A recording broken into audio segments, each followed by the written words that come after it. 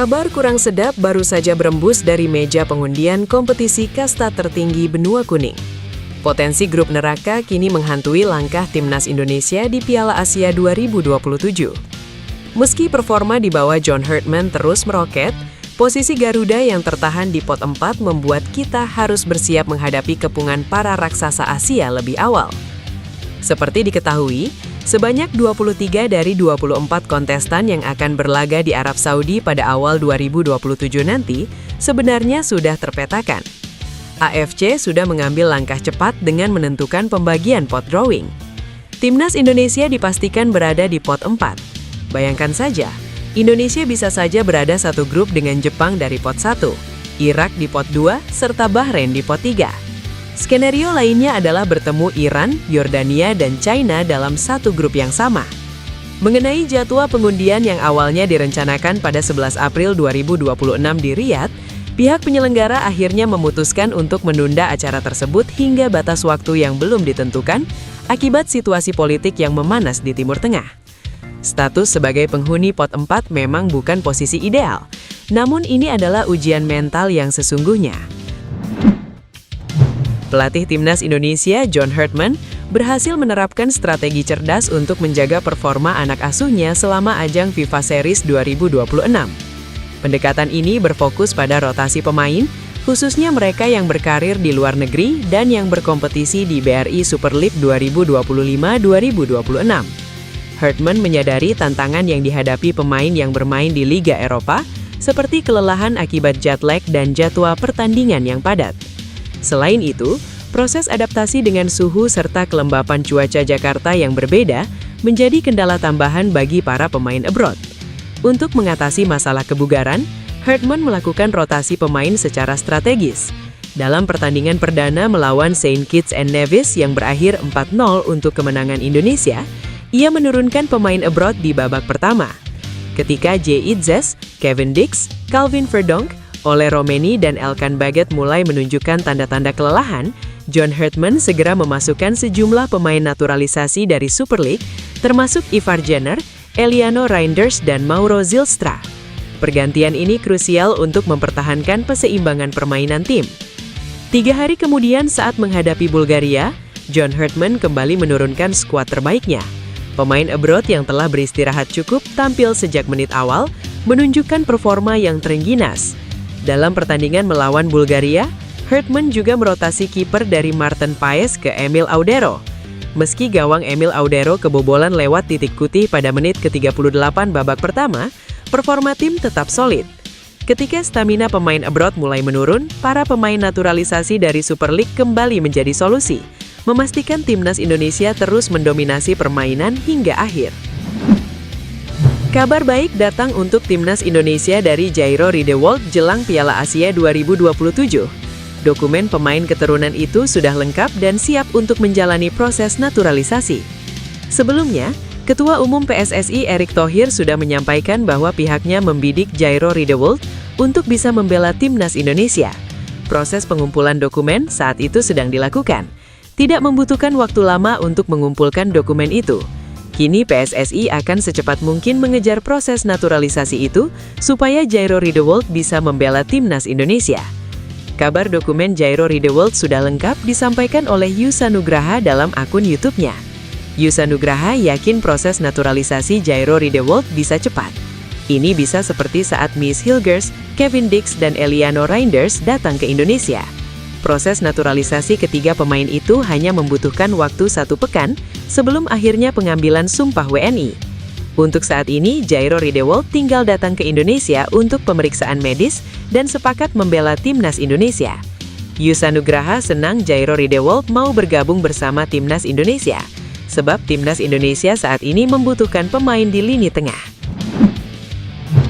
Elkan Baggett telah melalui comeback di Timnas Indonesia dalam ajang FIFA Series 2026 dengan mulus.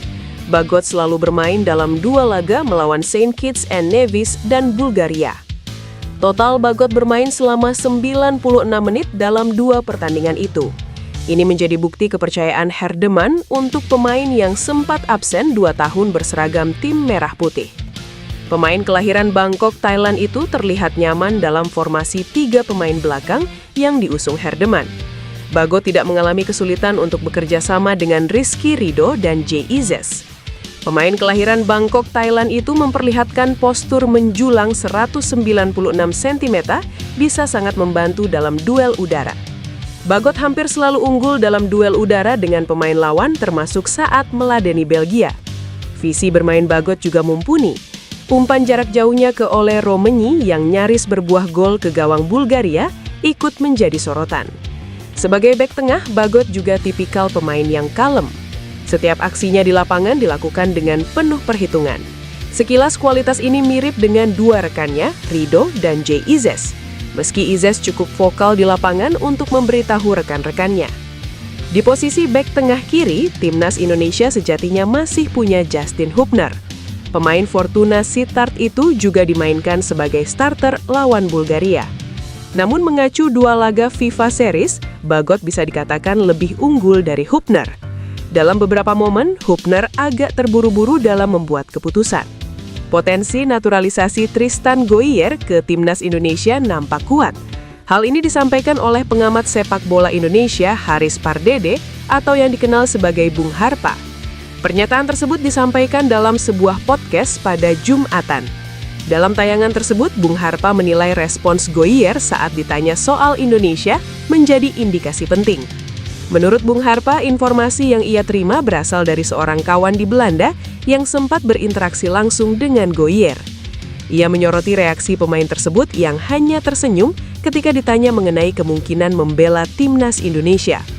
Ia menjelaskan dalam situasi seperti itu, respon seseorang dapat menjadi petunjuk psikologis. Menurutnya, jika isu tersebut tidak benar, biasanya pemain akan langsung membantah atau memberikan jawaban tegas. Kalau memang tidak ada, harusnya bisa langsung bilang tidak. Tapi ini dia memilih tersenyum. Itu sudah cukup menggambarkan ada sesuatu yang belum diungkap, tandasnya. Goier memiliki darah Indonesia dari neneknya yang berasal dari Maluku. Statusnya tersebut membuatnya punya kans tampil berseragam timnas Indonesia di level senior. Melansir media Belanda Voetbal Primeur, PSSI sudah menghubungi Tristan Goier untuk kemungkinan naturalisasi. Federasi berharap bek kelahiran Blaricum, Belanda, jadi amunisi baru untuk skuad Garuda. Goier sebelumnya telah menyatakan minatnya membela timnas Indonesia. Dia tak menampik adanya peluang membela negara tanah air leluhurnya. Bek timnas Indonesia, Jay Izzes, menilai pelatih John Hartman membawa banyak pembaharuan dalam permainan skuad Garuda. Meski tim masih perlu meningkatkan efektivitas serangan usai finish sebagai runner-up FIFA Series 2026. Hartman melakoni debutnya bersama timnas Indonesia setelah ditunjuk pada Januari 2026 dengan memimpin tim di ajang FIFA Series 2026. Dalam turnamen tersebut, Indonesia berhasil finish sebagai runner-up. Pada semifinal, Indonesia tampil dominan dengan mengalahkan Saint Kitts and Nevis 4-0. Namun di partai final, Indonesia harus mengakui keunggulan Bulgaria setelah kalah tipis 0-1.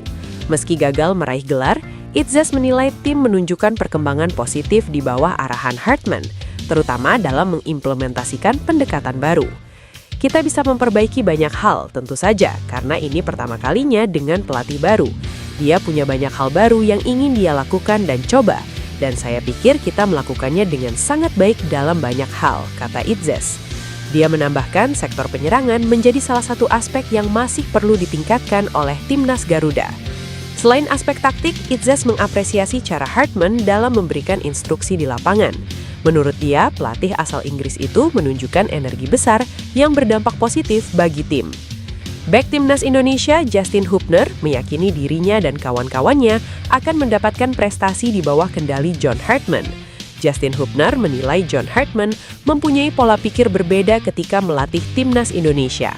Menurut Justin Hubner, mantan pelatih timnas Kanada itu selalu mendorong tim naik ke level lebih tinggi. Saya pikir pelatih sekarang punya pola pikir yang sangat berbeda. Dia benar-benar ingin mendorong kami ke level berikutnya, kata Hubner. Justin Hubner menilai karakter John Hartman akan bermanfaat bagi timnas Indonesia. Saat diminta pendapatnya soal bagaimana laga melawan Bulgaria, Hubner mengaku bangga dengan cara Indonesia bermain.